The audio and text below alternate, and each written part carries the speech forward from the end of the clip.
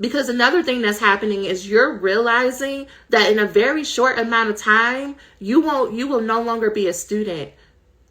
That you will have to figure out who you are when you're no longer in school. A lot of people don't want to do that work because they love being a student. And I love being a student, y'all. I love school. Like, I cried. I had a whole fit at 3 years old because I was too young to go to school. Like, I love being in school. But what happens when you get the highest degree possible? Ain't no more school. I mean, you can go to another doctoral program.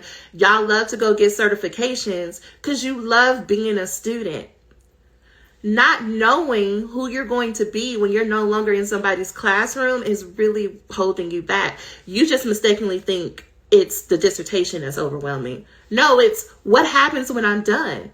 Most people freak out when they're coming to an end of a huge goal. Becoming a doctor for you is probably a dream, a life dream, a huge goal for your family. A lot of you are the first ones in your family to become doctor. And the closer you get to the end of that, the more that you will start to freak out because who will you be when you're no longer a student?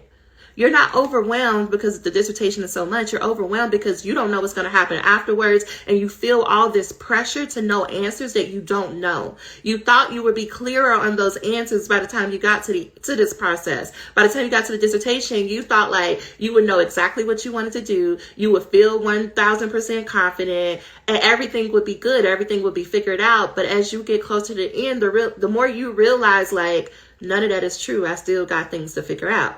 So that's the number 2 thing that I find that why people can't execute on their goals. And number 3, you are ignoring your chair.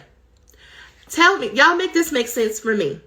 How are you supposed to progress forward in your dissertation process if you are not talking to your chair?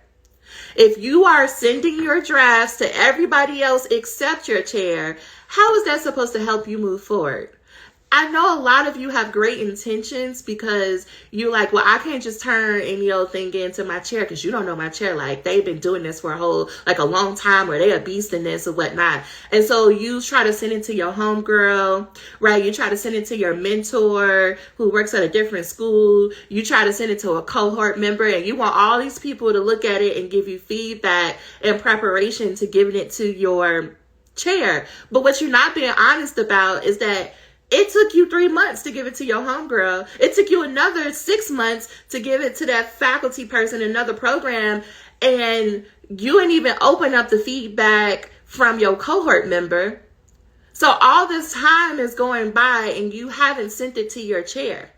And so your chair is like, what's going on? They're probably reaching out to you. They're probably giving you the like side glances, like, well, I'm still waiting on writing. You like, yeah. I'm just like finishing up some details. I'm going to send it to you.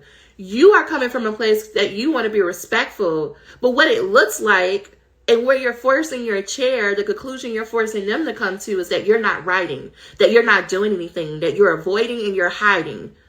Because you haven't communicated with them. You haven't given your drafts to them. And some real talk, it doesn't matter what your friends say, that faculty over there say, that mentor says, that cohort members, it don't matter what none of these people say. The only opinion that matters is your chair. Why? Because that is the signature that is going on the paperwork, that's going to the graduate school that says, yes, this degree is ready to be conferred. You avoiding your chair, it's just more time. It's being added to the clock. And I get you may be like, well, you don't know my chair. They're not helpful. It's not like they give me good feedback anyway. That's not the point. The point is you need to be able to communicate with them on a consistent basis so that they know you're doing your work. So they know that you have a plan. So that they know that you're serious about this thing. Most faculty, they already know. They like come in and they have this assumption of I'm not going to even take the graduate student or the doctoral student seriously probably for a good year, because on average, the average doc student takes about a year before they get seriously about writing. Because you got to do all this like, well, I downloaded some articles and I've been reading them and I think this should be my topic, or maybe that should be my topic, or I'm thinking about this should be my topic. You're going to do that a good year before you like, let me go put some words on a page and let me buckle down and get this thing done.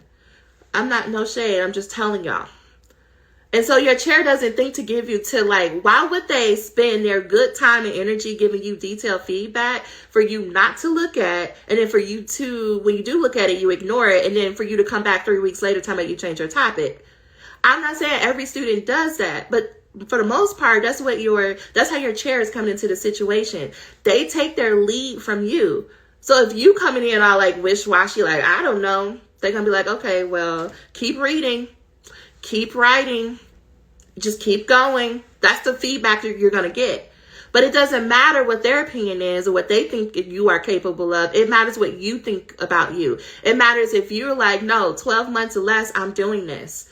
12 months or less, I'm in and out. It doesn't matter if your chair says, well, you can't even think about defending your entire dissertation for 2 years. Let them have their opinion. Your job is to believe, like, this is what I'm going to do. I believe I can do it, and I'm going to work towards it. And I'm going to meet with my chair every month, and I'm going to get what I need. I need y'all to have that attitude. You come and get what you need.